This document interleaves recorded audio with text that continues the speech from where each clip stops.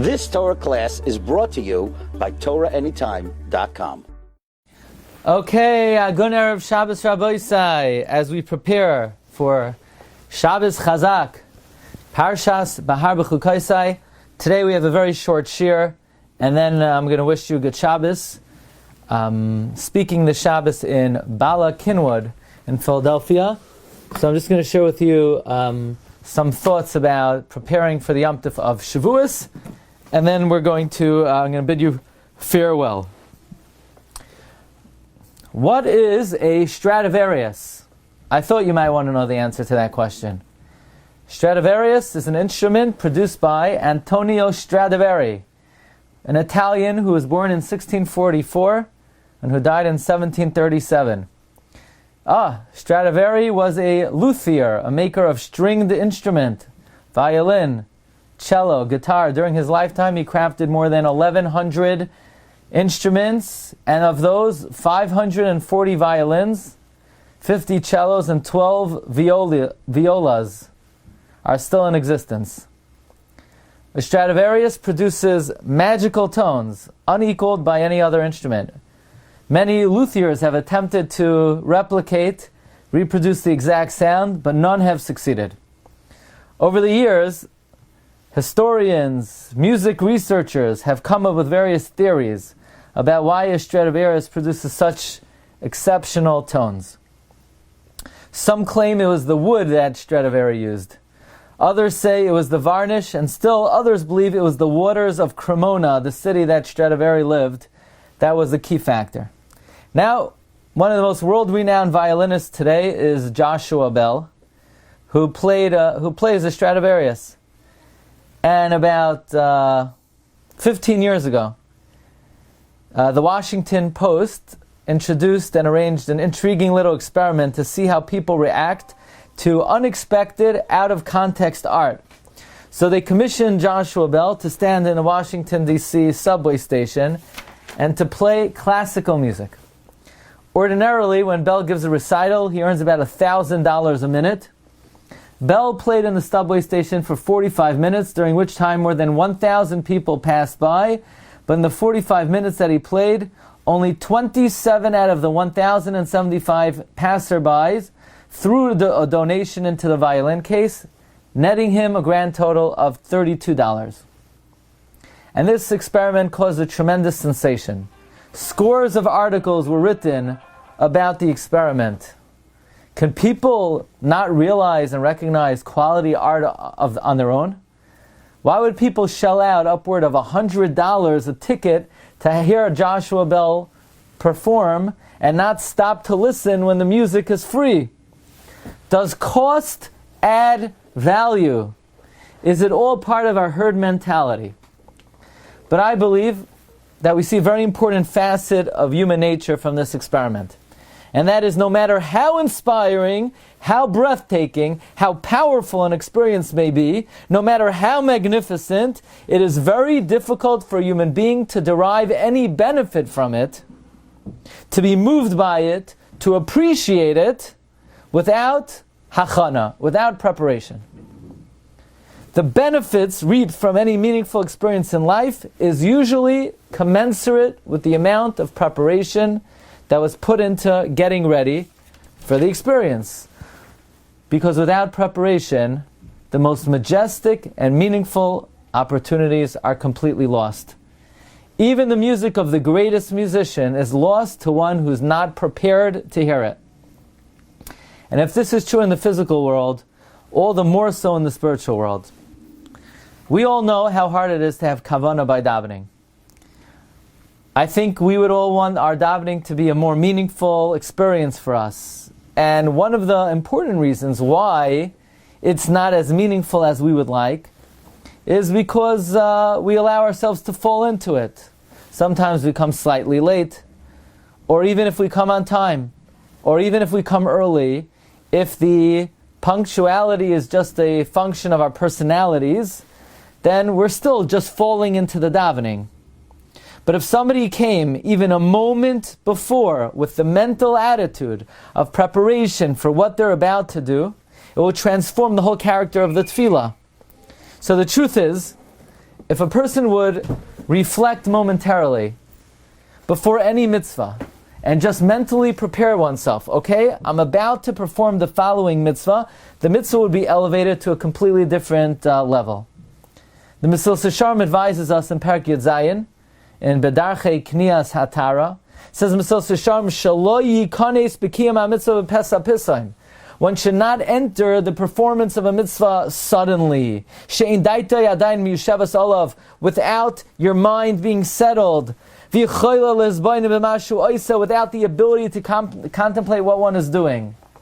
If somebody just falls into shul, throws on the talis, whips on the tefillin, then it's not possible for the human mind to absorb what they're doing. We're mekayim so many mitzvahs, but does it really change us? Does it affect us? And part of the reason why not is we're not prepared for the mitzvah. So when you just do something, it doesn't impact you. Says Mesilas Yesharim, Yazmin Atzmai Ladar. By the way, tonight is the yard side of the Mesilas Yesharim, the Ramchal, the 41st day of Sfira. My good friend Reb David Hoffman told me the Ramchal's yard site is Yesoid Shebi Yesoid, foundation of foundation. The Ramchal, of course, was connected to Yosef HaTzadik. Ela Yazmin Atzmai Ladavar. You should prepare yourself for the matter. V'yachin libay b'maton. Prepare your heart patiently. Ad sheyikanes b'hisbainanos. Until you enter the mitzvah in contemplation. V'oz yizboinein mahu hoylech lases. Then you'll be able to contemplate what you're doing. V'lefnei mihu hoylech lases. And before whom you're performing the mitzvah. By the way, this doesn't take long. We're not talking about grandiose preparations. It's just take a moment before you daven, okay? I'm about to stand in prayer before the Creator of the universe. That will drastically elevate the level of your tefillah. The Yushalmi, Masechta Kedushin Parak Aleph, Halacha Zayin, makes an astounding statement. The Yushalmi says, what is considered the lightest mitzvah, the mitzvah which is most kal, the lowest on the totem pole? Says the Yushalmi, Kala Shabakalas Shiluach Hakein.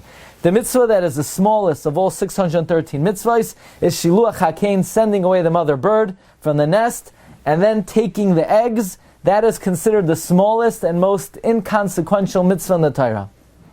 Why is this mitzvah considered the easiest, the least significance? The least significant. Nowadays, by the way, people pay a lot of money to be Mekayim Shiluach Hakein. I once told you, I have my good friend, Rabbi Chanan Klagsvald, and Yisachar Dov Teitelbaum of Samer community. They once invited me to do Shiluach Hakein by the Brooklyn Navy Yard. It's not a common occurrence, it's not a everyday opportunity. And why is this mitzvah considered the lightest of all the mitzvahs? Says the Ger Rebbe, Shiluach Hakein is the one mitzvah you can't prepare for. It's ki yikare kan sipar lefanecha. If you chance upon the bird's nest, you can't set it up. You can't prepare for it. And the benefit one reaps from anything in life, and certainly the benefit one reaps from the performance of a mitzvah, is so limited if one is not able to prepare for it. So therefore, of all the mitzvahs in the Torah, the one that is considered the lightest of all the mitzvahs is Shiluach Hakein. Now, the Torah tells us, in last week's Parsha, Parshas Emor, about the mitzvah of the Daled Minim, it says the lulav should be taken, ulakachtem lachem bayoim hachamisha asar. No, it doesn't say that. Ulakachtem lachem bayoim arishan. Take the Daled Minim, the palm branch and the citron and the myrtles and the willows, take it on the first day.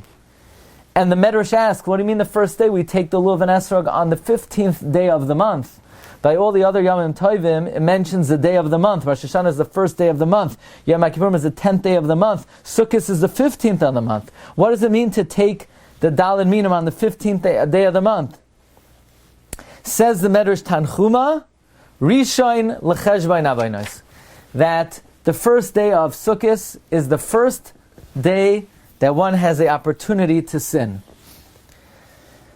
Says the Medrash, Erev Rosh Hashanah, nobody could sin. The Gedolim are already fasting on Erev Rosh Hashanah.